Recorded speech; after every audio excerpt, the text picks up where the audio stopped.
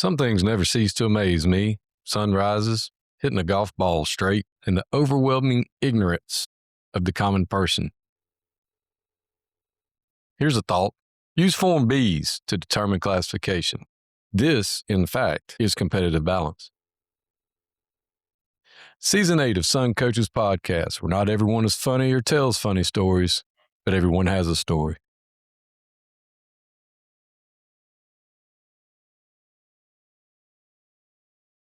Welcome to Sun Coaches Podcast, Season 8, and I'm excited tonight to be joined by the head coach of Andrew Jackson High School outside of Jacksonville, Florida, Coach Bobby Ramsay. Thanks for being on with me.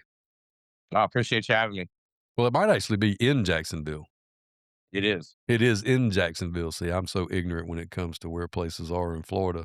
There's that. But speaking of which, didn't you grow up and go to school in Florida?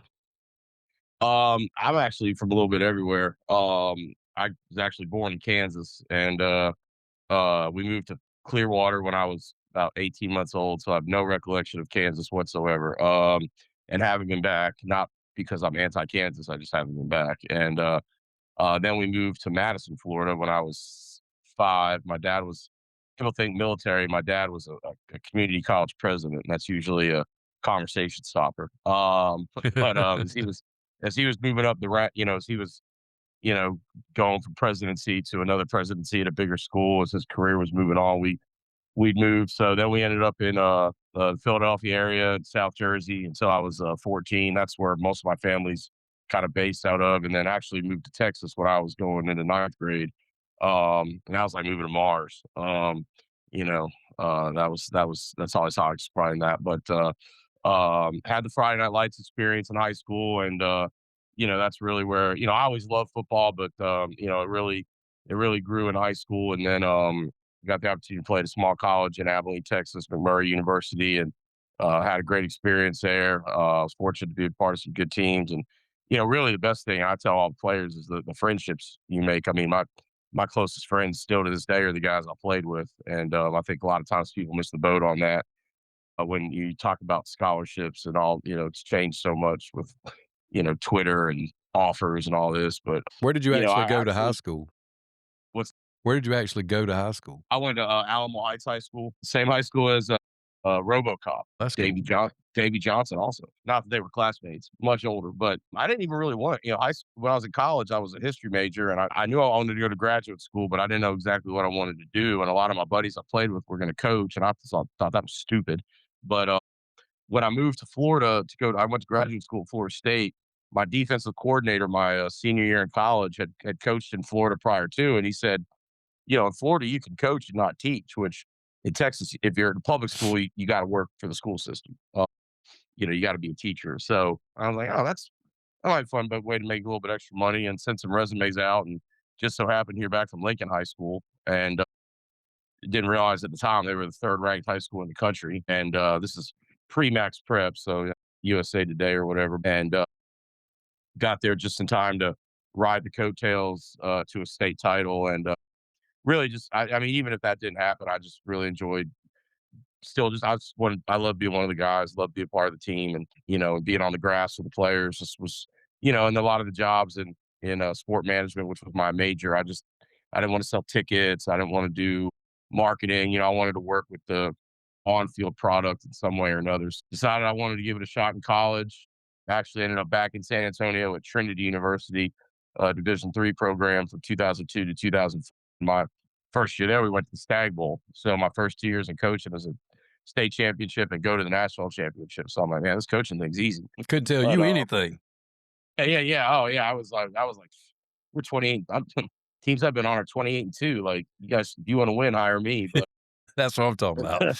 for anything, for just good luck. I may not know much, but and yeah, I did 2 more years there, and I enjoyed the small college level, and I had a coach there who was a retired high school coach who had been a mentor, and he said, I think you might like the high school route a little bit better, and whatnot. And I was kind of ready for a change in general. I had some family in the Jacksonville area, so I really just moved out here. I didn't really know what was going to happen. I sent some resumes and ended up at First Coast High School and taught history there for 3 years. And then the opportunity to go to Yulee as head coach came along in 2008, and I was 28 at the time and thought I had all the answers and got the job and realized pretty quick that I didn't. It was a pretty humbling experience because I've been fortunate to be at some places where we had a lot of really talented players and you get to Yulee. And at the time, it was definitely, you know, kind of the struggle bus that first year. We made to go 5-5, but there was this Derrick Henry guy coming along that I would hear stories about that I was like, okay, that's great. There's some little middle schooler, you know, I hadn't seen him at the time. And then I finally saw him at the end of spring, my first year there. I always tell the story. It was one of these practices where I was just, what am I doing? We're terrible and da da da da da. And I was leaving practice and driving out, of down this dirt road that went past the middle school and they were having spring football. And I look over there and I see the kids lined up across the field. And, all of a sudden in the middle of them, there's the 6'2" behemoth. And I was like, oh, that's Derek. Okay, yeah, let's just make it through this first year and we might Yeah, he's gonna uh make us better. yeah, yeah, yeah, yeah, yeah. He might be I didn't alright. yeah, we might be okay if we can just, hang on to him. So obviously we did, we built it up and that was it was fun, 9 years of watching the community transition kind of from a rural school to a suburban slash rural type school and, the demographic change and the school change and, really football and Derek obviously mostly helped put Yulee on the map. I mean, when I got hired in 2008, if you would have told me in 2012 ESPN would be there broadcasting the game, I would have probably lost an appendage laughing so hard. So, it's good 9 years there and just decided I wanted to try to get to a bigger school that maybe had a higher ceiling and ended up at Mandarin down in South Jacks, was there 5 years. We won the state championship in 2018 with, Carson Beck was our quarterback and 2 guys who are on the Patriots, Mario Douglas and Terrell Jennings, and then I ended up at a small private school that was starting football that,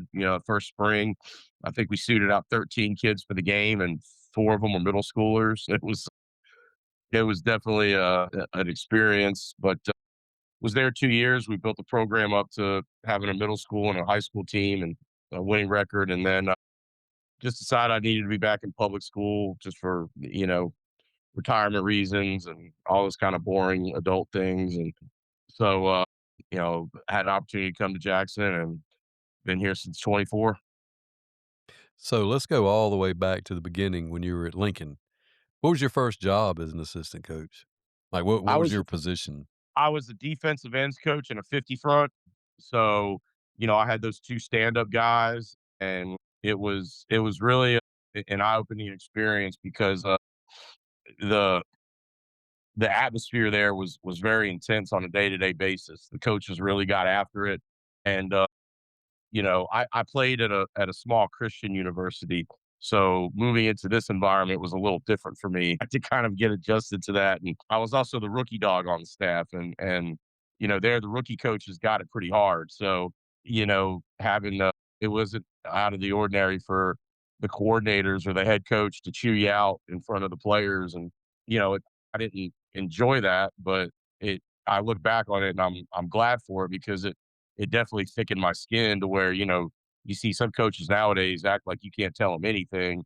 And it was obviously, the goal was a state title. They had won one in 99, lost in 2000. So they wanted to get back to it. So it was definitely, um, I had to step it up, and I was trying to fit in. So, I would sort of hang back at times and, um, I remember the coach calling me out in a meeting one time, like, "Hey man, you better start stepping it up in practice." And, so those experiences where you're challenged in front of the group, I think were good for me. But, I started learning, the I saw the right way to do it. I saw the way Coach Wilson ran his meetings. I saw the way we game plan, the detail that went into it. The planning of practice, the consistency and the routine. I always joke we're in the state championship. We always started practice with option, with boards, options, and pass pro. And it didn't matter what we were doing. Monday, Tuesday, that was going to start practice. And we're in the state championship game against St. Thomas Aquinas, and you might be thinking about, this is back before load management or recovery were really a thing. It was, we're starting out with boards, options, and pass pro, and I think the consistency and with the way that they did things there really stuck with me. So I got to see the championship was great, but getting to see I remember just sitting in the meetings and kind of just learning and listening to them talk about the players, and you really saw a lot of I saw the right way to do it, and that looking back was every bit as valuable as the championship itself, if not more so, really. Yeah, I tell young coaches a lot that there's no better way for you to gain experience than to be with good people. And you start developing your leadership style from watching who you started off with. And I'm sure that that started to, planted a seed in your head like, hey, one day if I'm a head coach, I'll handle the situation this way, or I will not handle the situation that Right, way. right, right. So, There's definitely some things that I don't do that work for Coach Wills, but they worked for him, and that people responded to him, and he had everybody's respect. And I tell coaches along the lines of what you said. I would tell them, don't chase. I tell younger coaches, don't chase titles, or don't chase coaching titles like offense coordinator, defense coordinator. Chase programs. You know, you're better off going in as a JV coach or as the inside linebackers coach at a place that's consistently winning than going somewhere where you're the coordinator at a place where I don't care who you are, you're not going to win. And you're probably going to see a lot of the wrong way to do it.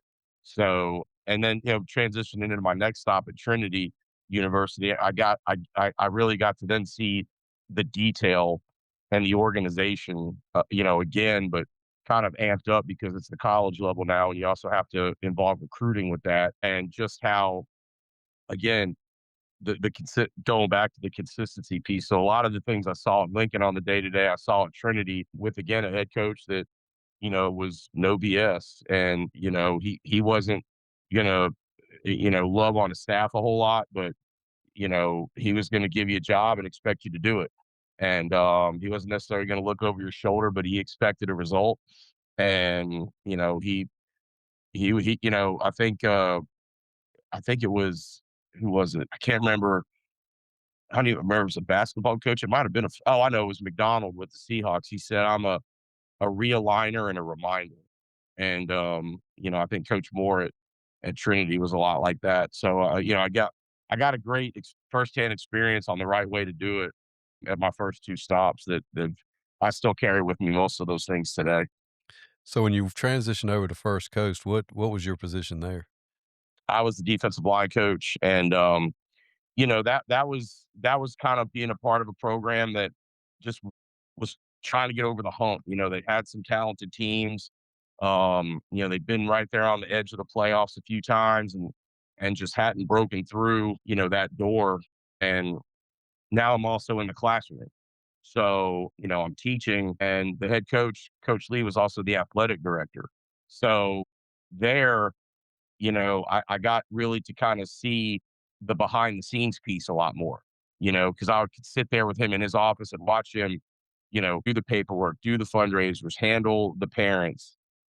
Back then you had to actually call in the stats. I know that sounds archaic, and all the things that he had to do there as really, I always kind of look at it as like a 3-year internship where I was able just to kind of sit there and watch and learn and see how he handled all the different dynamics, because you had a kind of a wide variety of kids. You had and kids from from now teaching there at the school where Lincoln I just coached. You're there a lot more, and so your investment with the kids is a little bit different, and the time you put in is different. And I think for me, balancing the teaching, the coaching, being, a professional teacher slash coach for that time, I think I kind of got about as good of an experience in all three places as I could get. That, at 28, I was, I'll say this, I couldn't have gotten a head coaching job at 28 if I hadn't had those three places, if I hadn't been those three places. You know what I mean? Like had I been, even if I'd have been a coordinator at another place, if I think it's good to go around and get experiences at different places. which, had different kinds of kids from different backgrounds on different levels. And you get to combine all those things to formulate your beliefs and your philosophies on how you want to do things when you ultimately do get the opportunity to be a head coach. Well, and a lot of times too, there's like you said, you think you're ready, you're never ready. There's only one No, way to get ready, and that's to do it. right. And because like, I've said on this program a million times, being a head coach that first time is like drinking water out of a fire hydrant. I mean, it's just you all of a sudden man, if I was in the big chair, this is what I would do. Well, that you're it now, dude. I mean, that's you're the one that's got to make all those decisions, and you're the ones the mamas want to go talk to when little Johnny ain't getting to play, or the Oh, teachers are emailing absolutely. because Chris farted in class today. You need to talk to Right. him. I mean, all right, kill him. I mean, what do you want me to do?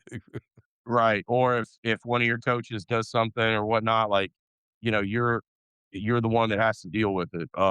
And I mean, I remember my first spring at Yulee, that first spring game we had. I mean, I'm on the sideline and I'm kind of hanging back watching the defensive line.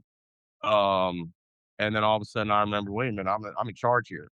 So like, you know, calling for punt, calling timeouts, those basic things. I had to get used to. And I always remembered something that the head coach at Trinity said.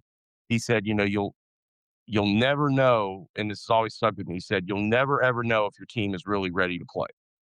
You know, you'll think and you may have a good idea one way or the other. He said, but you'll never. One of the hardest thing about being a head coach on game day is you'll never know if your team's ready to play.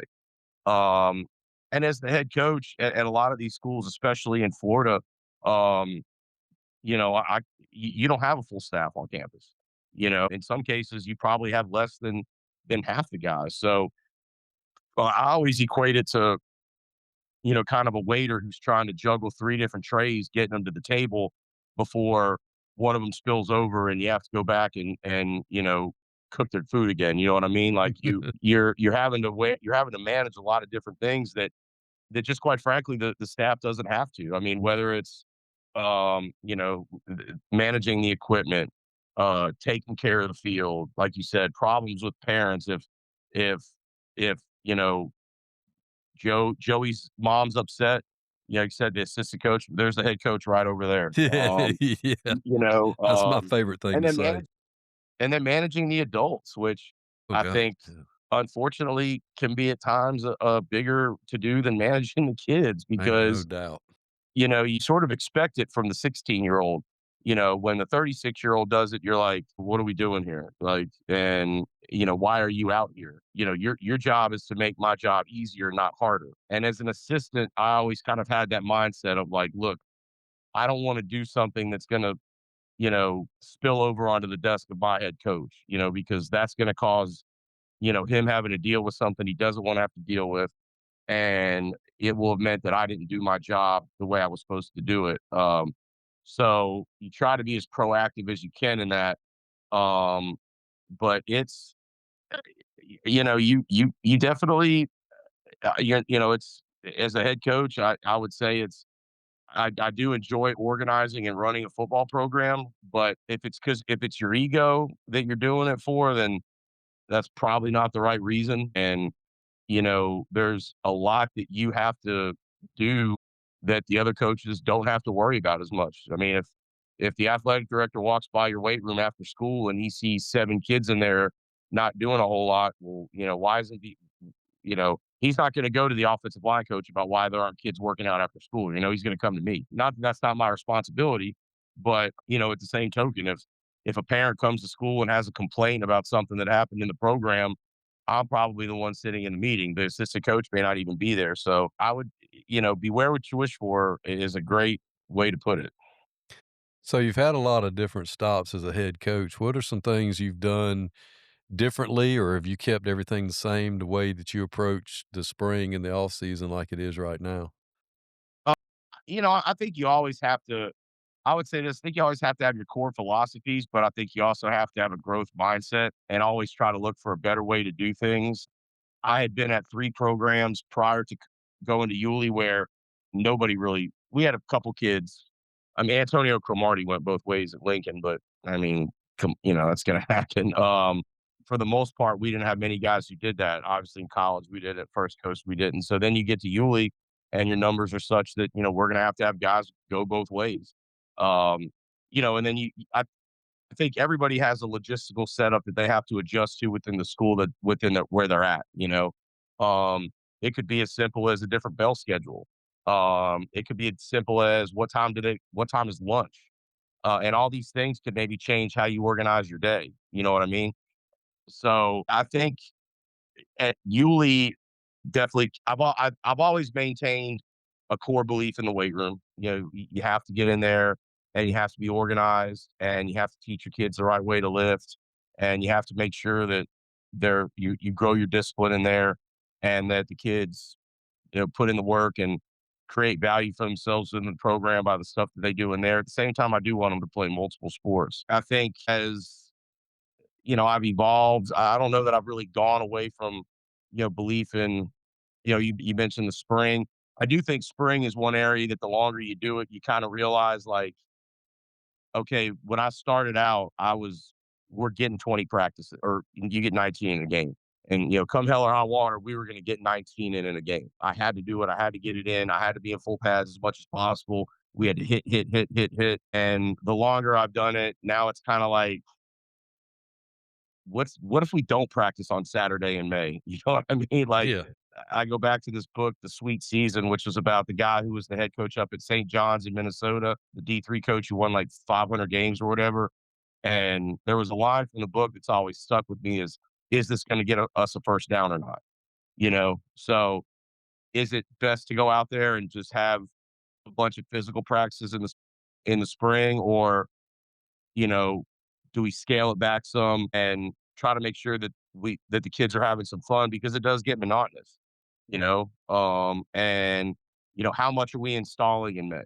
I mean, do we want to try to cram our entire offense and defense into those 3 weeks, or because you have so much more time with your kids in the summer now, and you do have the camps and things like that. Well, maybe now we can use that as a time to do that instead. So I think my outlook on spring has, I don't want to say I've pulled my foot off the gas, but I have maybe gotten to like 75 and stayed there, if that makes sense. You know what I mean? Like I'm not gonna pull my hair out if we only practice 16 times or 15 times. I'm not gonna stress over. I think I've learned there's certain things that matter and certain things that don't.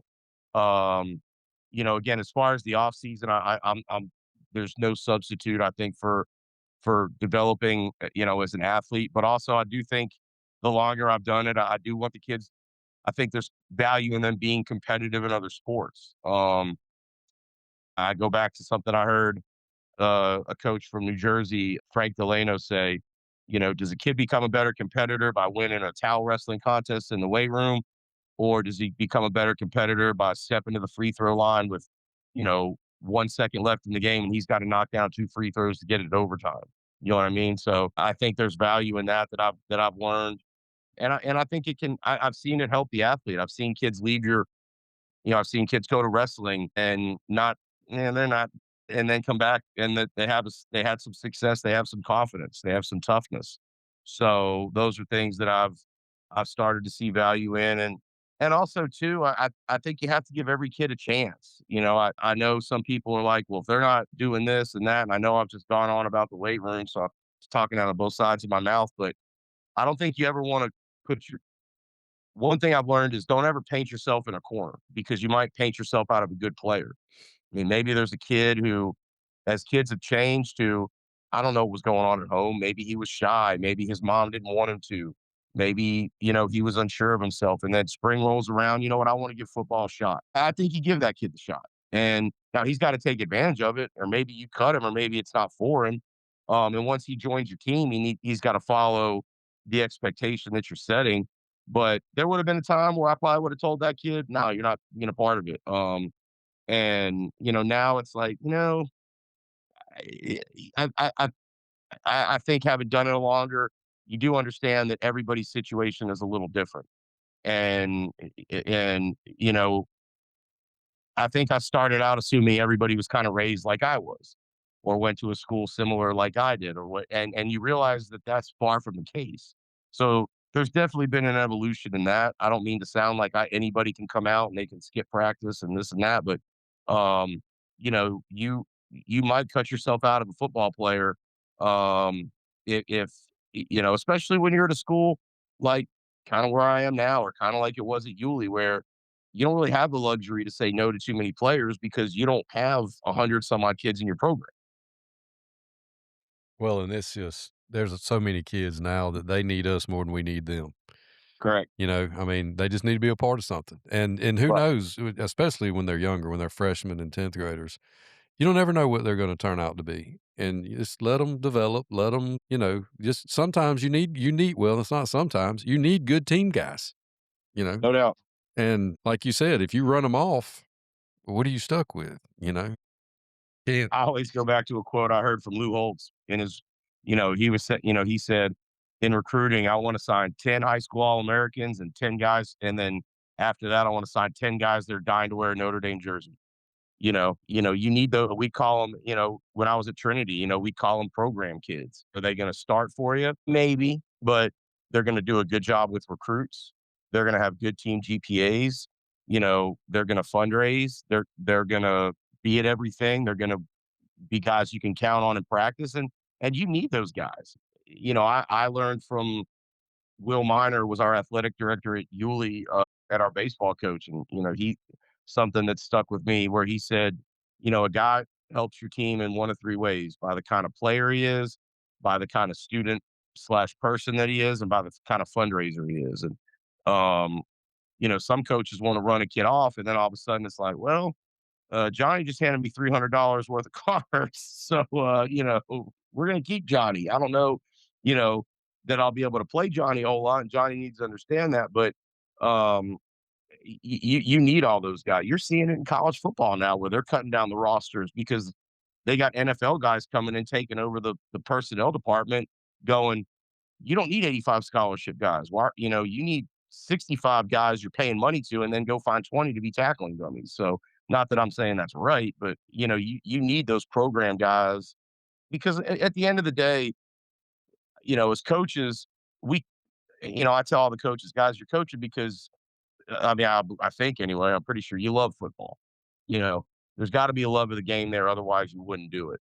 A lot of kids in high school play just because they like to play and they like being with their friends. And there's nothing wrong. I mean, that's okay. They don't all have to be guys that are scratching and clawing to get to college. Maybe in the back of their mind, they think it might happen, it might not. They don't know. But at the end of the day, they just, that's why they play. And I think one thing, again, maybe that's changed or I've learned as I've evolved is kind of knowing your audience and understanding, look, not everybody's going to love the game the way you love it, but you can still give them a good experience and they can still give you, a lot of value for your football program. So what are some things you've done, as far as summer? I know summer's a little bit different down in Florida than it is in Georgia, where we are allowed to basically come up in June and July and lift however many days a week you want to, and then you can do drills and everything else but pads. And then we have the acclimation and stuff like that. So, we can go to 2 padded camp, OTA type things. So how are some ways and what are some things you've done to, what's your approach to the summer? I mean, I've always been a 4-day a week guy, Monday through Thursday in the mornings. I think you got to balance how much you use a ball and how much you don't because how much you install and whatnot. I don't know. I don't want you to like.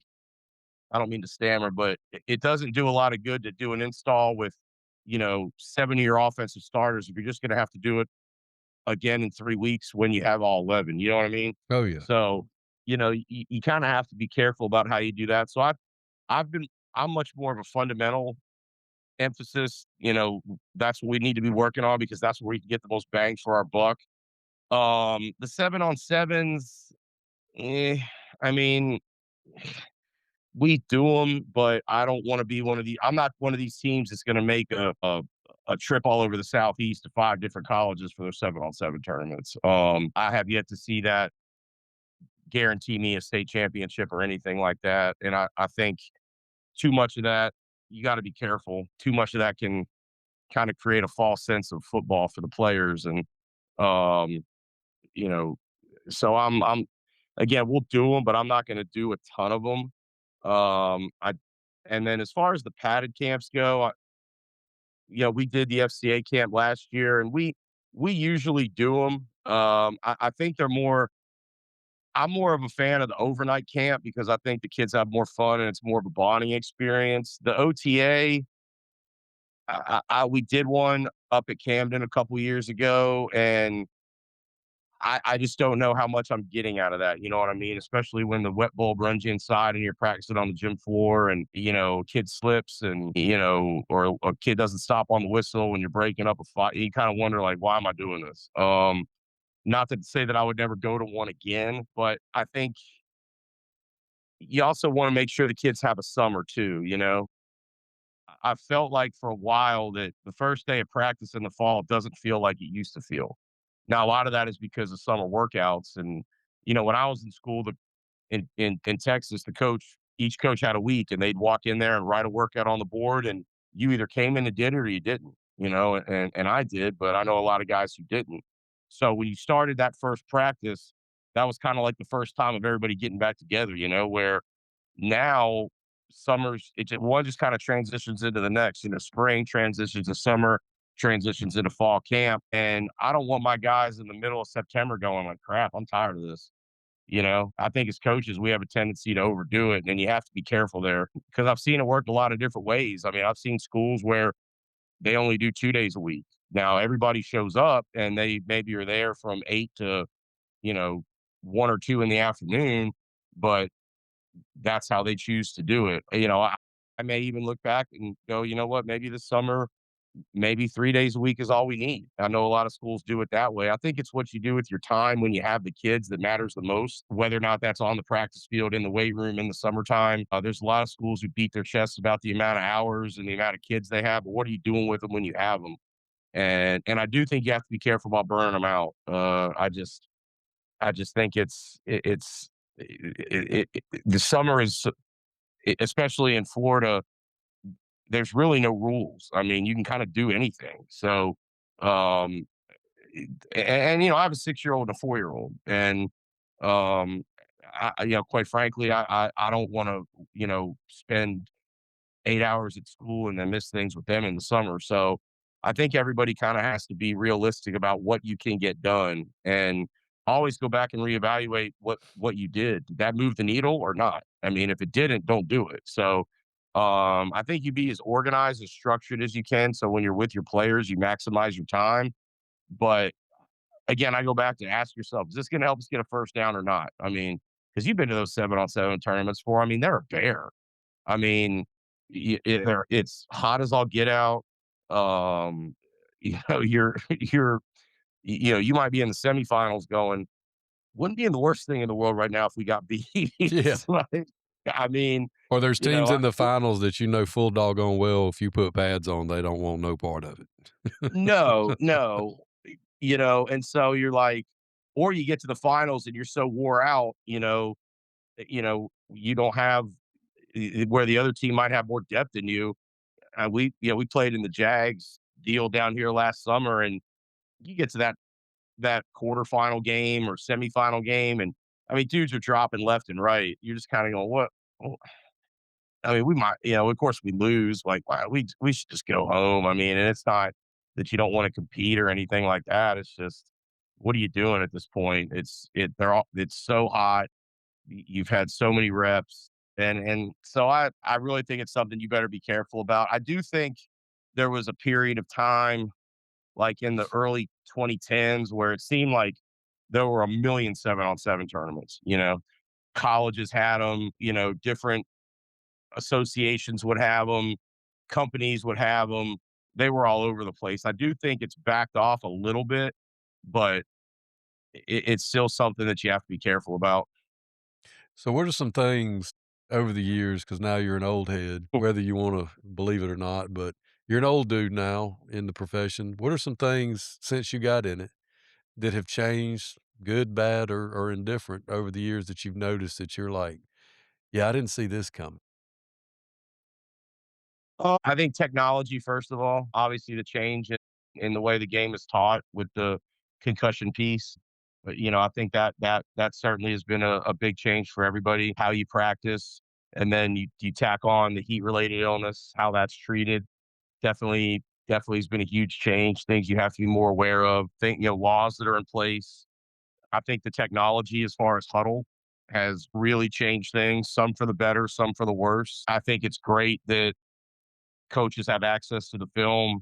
Not everybody's married to having to come in and watch it on VHS or DVD. And if you want to exchange with Coach Jones, you don't have to drive 60 miles up the road and meet him at the Burger King on Second Street. You just click exchange. But at the same time, I think it's also kind of created like the highlight generation where kids they don't really wanna watch film as much, they just wanna watch the highlight plays. So the studying of the game is not what you would think it would be given the things that they have at their fingertips, at their disposal, and I think having to teach them as the attention spans have shortened, I think how you show film to me is different. You can't put that whole game in and expect the kids to pay attention for 100 some snaps. It's just not happening, and I don't mean to excuse kids nowadays, but you gotta know your audience. So that's been one big change. I think obviously social media and the blessed generation to put this offer out and put that offer out is as a coach, it's kind of made it harder for you to figure out who really wants to play college football and who doesn't. Because there's a lot that like to post the offers, but do you really want to play?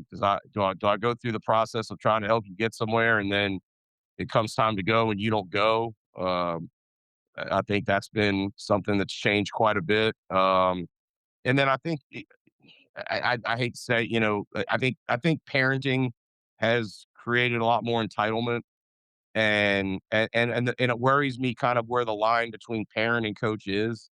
I do think in some cases parents have felt entitled to you know cross lines, whether it's challenging coaches physically or you know saying things about them online and whatnot, where I think it's put guys out of it. I think guys have said, "You know what? Enough's enough. I can go do something else." And I think that's a change for the worse. I do think there's things that have made our jobs easier as far as breaking down film and saved us time and technologies and things like that, have happened that have made our jobs easier. So that's definitely something that's different. I don't know that the camaraderie is there like it used to be amongst coaches, and I think that's probably, like, at least in our area, I think that's just because 'cause there's been so much turnover. There's been so many jobs, guys haven't been there very long or guys have left where there used to be you had relationships with guys at a lot of different schools that you may know them now and you may bump into them, see them at a all-star meeting or a all awards meeting or something like that, or play against them and talk to them before the game, but you don't really know them. And I think that's changed some. I don't think there's as much of that as there used to be. So I think there's been good change and bad change. Again, I think the equipment, the technology, things that have made the game safer, made the game more efficient are great. And I think again, there's things that have kind of created. But I think that's kind of the generation. And I don't necessarily want to blame social media for all that, but I do think that there is certain things that used to be those banners that everybody does. Oh, yeah. They hang up at what I'm talking about. You hang up at the stadium with the individual players. Oh, yeah. Oh, I hate. I mean, those used to be, if the parent, hey parent, if you want to buy them. Now everybody gets them. And things that used to be exceptions are now the norm. And that's kind of as those things happen, I think that's where the coach gets frustrated because there's just that much more stacked on your plate. Um, and you're trying to manage these modern dynamics and your job responsibility has increased. And that's where I think you see guys going, look, I just can't do this anymore. I'm just burned out. So I'm gonna let you get out on this one as we finish up tonight, and I've thoroughly enjoyed listening to your story. But if I was a young coach and I came to you and as one of the most successful coaches in Florida, and you've won multiple state championships and coached a lot of phenomenal players and done such a great job over the years. What's something you tell a young man that's thinking about going into the coaching profession? What would you tell him? I would encourage him because I do think we need as many good coaches as we can get. Make sure he's doing it for the right reasons. And again, I would say find a good program and a good coach to learn from. Don't try to go somewhere at 23 because you've watched a bunch of YouTube videos and Twitter. I think I'm probably the last generation where we actually had to write it down or read about it or go talk to the person. You know what I mean? Not that there aren't cool things you can get from social media, and I certainly do look at it too. But the ease with which we can get information, I think sometimes can make us think we're smarter than we are, maybe oversaturate us. So I would encourage a guy to go where he can see day to day what it looks like, um, and make sure that he really develops his core philosophy and values and don't stray from them, whatever those are, the things that you truly believe in, and then grow those values and then find the things that you want to put around yourself and ultimately what's going to make you know what's going to make you happy. Don't think getting in it that that you're going to that you're not going to run into problems because you are, you're not going to run into challenges because you are, but make sure that you believe in yourself and find and I think I would say this last thing is find a mentor. Find a mentor who you can learn from. And I guess that goes back to finding a program, but find a mentor who will teach you the right way to do it. That doesn't necessarily have to be a head coach.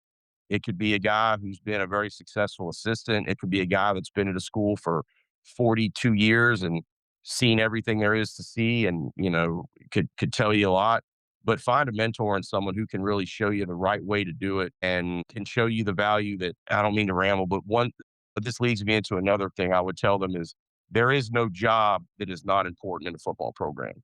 I don't care what you're assigned to do it the best you can. If you're assigned to fold the jerseys like you've never folded before. If you're assigned to, I always remember at Trinity, I had the bulletin board and in the locker room, and uh, Well, uh, I would have to staple the statistics, the conference statistics every week when they came out. I think they were updated on Tuesdays, and they would come out like in 12 or 13 sheets. Or if there was something motivational that we found on the internet, I would staple it up to the bulletin board, and uh, it kind of got to be a running joke that how much stuff I put up there. I remember the head coach the first time I did it. He said, "Now, when you staple this stuff up there." Because I kind of had like the stats all over the place, like do the offense and the defense like this. So I did it. And, it kind of got to be a running joke that the amount of stuff that was stapled up on the bulletin board, some guy was looking for his keys and he couldn't find them. And they were like, oh, I think Ramsey put them up on the bulletin board. So, you know, but there's no job that's not important in a football program because if you don't do it, one of two things happens. Either somebody else has to, and then they become resentful because I truly believe you only have 100% of yourself to go around. And then the jobs that they have to do aren't done as well because they're expending energy on your job. Or the second thing is the job doesn't get done. So I think a lot of young coaches nowadays, they want to coach football, but they don't like to do the stuff off the field. And, fortunately for them, we're getting into a world where everybody, I mean, we're getting field turf, and all that, but lining fields is important. Setting up the field is important. Putting the field away in the right way is important. Doing your scouting report work is important. All these things, every job that a coach, being there on the night that you're supposed to stay late for supervision is important. Because if you leave when you're not supposed to and there's kids left and something happens, like we talked about, who's getting that phone call? you know, Me. There is no job that you're not bigger than any responsibility that you get. And I think that's, along with find a good mentor, I would say there is no job too small within a football program, but that needs to be done. Because if you don't do it, either it doesn't get done or someone else does it and they probably don't do it as well. Well, coach, you've definitely been very successful over the years. You figured out how to get first downs, lots of them, winning multiple state championships. And I appreciate you coming on and sharing your story with us. I appreciate you guys just give me an opportunity to talk and you guys just continuing to help to get the word out there about coaching profession and promote it the right way. Thanks, coach. Thank you.